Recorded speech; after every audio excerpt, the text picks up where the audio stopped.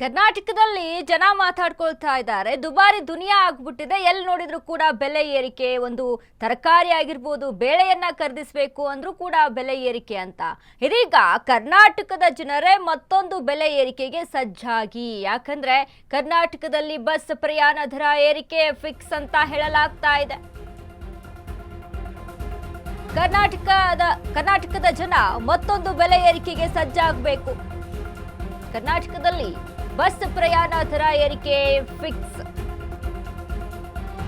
ಸಾರ್ವಜನಿಕ ಬಸ್ನಲ್ಲಿ ಓಡಾಡೋರೆ ಸ್ವಲ್ಪ ಇತ್ತ ಗಮನ ಹರಿಸಿ.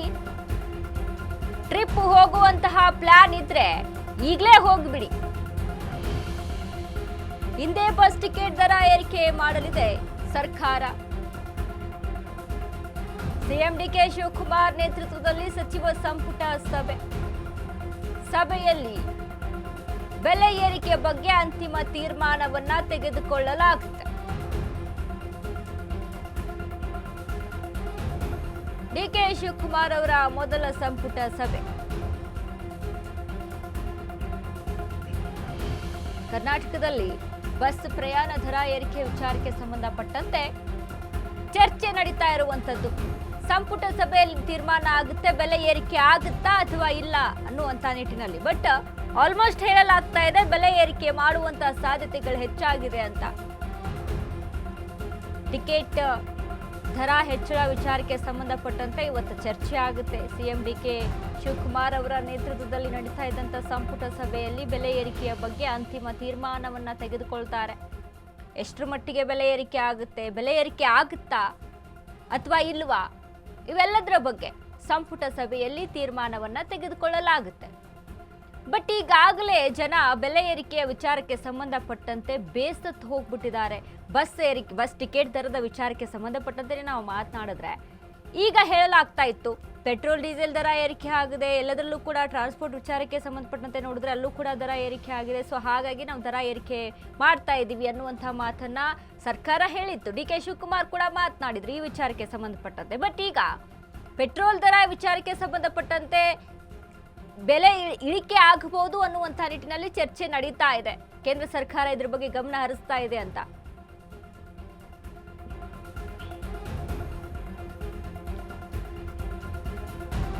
ಸಂಪುಟ ಸಭೆಯಲ್ಲಿ ಬಸ್ ಪ್ರಯಾಣ ದರ ಏರಿಕೆ ಬಗ್ಗೆ ಚರ್ಚೆ. ಸಂಪುಟ ಸಭೆಯಲ್ಲಿ ಬಸ್ ಪ್ರಯಾಣ ದರ ಏರಿಕೆಯ ಕುರಿತಾದಂತ ಚರ್ಚೆಗಳು ನಡೆಯುತ್ತೆ. ಪ್ರಯಾಣ ದರ ಹೆಚ್ಚಳಕ್ಕೆ ಅನುಮತಿ ಕೇಳ್ತಾರೆ ಭೈರತಿ ಸುರೇಶ್. 12% 18% ಪ್ರಯಾಣ ದರ ಹೆಚ್ಚಳವಾಗುವ ಸಾಧ್ಯತೆ ಇದೆ ಅಂತ ಹೇಳಲಾಗ್ತಾ ಇದೆ. ವೇತನ, ತುಟ್ಟಿ ಭತ್ಯೆ ಹೆಚ್ಚಳ, ಡೀಸೆಲ್ ಬೆಲೆ ಏರಿಕೆ ಹೊಡೆತ. ಆದ್ದರಿಂದ ಬಸ್ ಪ್ರಯಾಣ ದರ 8% 10% ಏರಿಕೆ ಆಗುವಂತ ಚಾನ್ಸಸ್ ಇದೆ ಅಂತ ಹೇಳಲಾಗ್ತಾ ಇರುವಂತದ್ದು. ಸಂಪುಟ ಸಭೆಯಲ್ಲಿ ಬಸ್ ಪ್ರಯಾಣದ ದರ ವಿಚಾರಕ್ಕೆ ಸಂಬಂಧಪಟ್ಟಂತೆ ಚರ್ಚೆ ಆಗುತ್ತೆ. ಈ ಚರ್ಚೆಯಲ್ಲಿ ಭೈರತಿ ಸುರೇಶ್ ಇದ್ರ ಬಗ್ಗೆ ಅನುಮತಿಯನ್ನ ಕೇಳುವಂತಹ ಚಾನ್ಸಸ್ ಇದೆ.